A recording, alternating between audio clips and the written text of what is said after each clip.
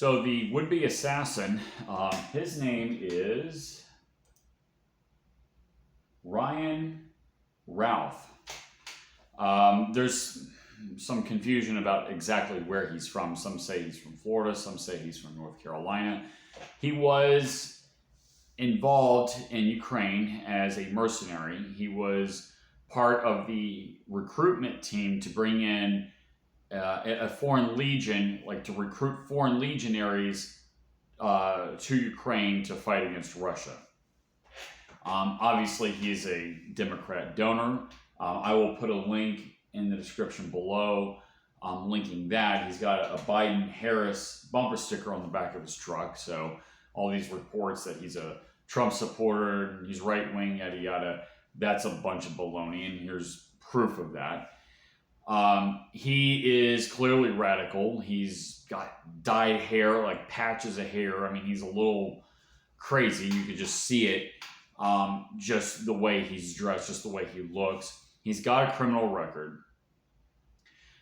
So there's all these lies about he's a Trump supporter, that he's right-wing, and obviously none of this is the case. This is all spin. It's propaganda. He may very well have been trained by the CIA. I saw some reports that there's a CIA connection there. Of course, that's no surprise. He was militarily trained in Ukraine and possibly was sent to assassinate Trump. So, there's all kinds of, crazy things that are associated with this. Now, I predicted this months in advance that there will be more assassination attempts. Right after the first big one up in Pennsylvania, Butler, Pennsylvania, I said that there will be more assassination attempts. And I still think there will be more assassination attempts. There will be attempt number 3, attempt number 4, et cetera, et cetera. They're going to, the establishment has to do something about this. Trump is set to win. There's not enough illegals. They can't give voter IDs and driver's license fast enough to illegals to overturn the big landslide that they're about to suffer from politically. And when that happens, Trump, hopefully this time, knows full well that he's got to really be serious about draining the swamp. We all saw in frustration the first term where I believe he made a deal. That's why he had Mike Pence as his vice president. Now this time he's got Vance as his vice president, which means that I don't think there's a deal, or at least according to my sources, there isn't. And he was putting people like John Bolton or Barr, in these positions of power that, were just from the swamp. They are for and of and by the swamp. And he's putting these people in these key positions. Hopefully this time around it's going to be much more entertaining. How would you like to see someone like Colonel McGregor, run the Pentagon? How would you like to see somebody like Robert Barnes run the Justice Department? How would you like to see Elon Musk head a special committee to drain the swamp? That's what this is all about. The establishment wants to take down any organic political movement anywhere, especially here in the United States, because it's, if they lose the United States, they lose everything. And they want to destroy Russia. Now, Russia is not it's not perfect. It's got a lot of problems, but it's a thorn in the side for the globalists, okay, for better or worse.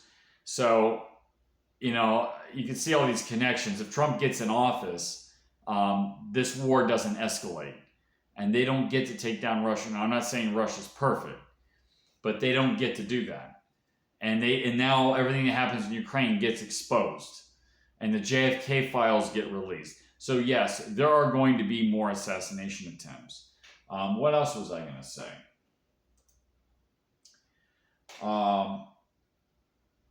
His Facebook account, Ryan Root's Facebook account, was taken down minutes after the incident. So that was fast. that just makes you think that big tech had foreknowledge of this, or was told very quickly after this, hey, we got to take this person's account. Maybe it was the FBI, to say, hey, take this person's account down right now, because they would see all the posts, all the Biden-Harris support posts from that. So this way they can control the narrative. What else was I going to say about this? I did say that he was a recruiter for the Ukrainian Foreign Legion. I just want to mention that again. And that just goes to show you that NATO is obviously a globalist institution. Jack, I can't pronounce his name, Persovic, made a prediction months ago that, that Ukrainian foreign legion, like foreign fighters, were being trained, and they can come back here and do operations for the deep state. These people would be perfect because they're trained. Ukraine is a training battleground for the CIA, and they can get these people. They're obviously leftists or pro-globalist types, or these patriots that think they're super patriotic and think that that the populist movement, the red pill movement, is like Nazism or some crazy stuff. But anyway. So that's that. If I hear any major update, I will come back and make a video.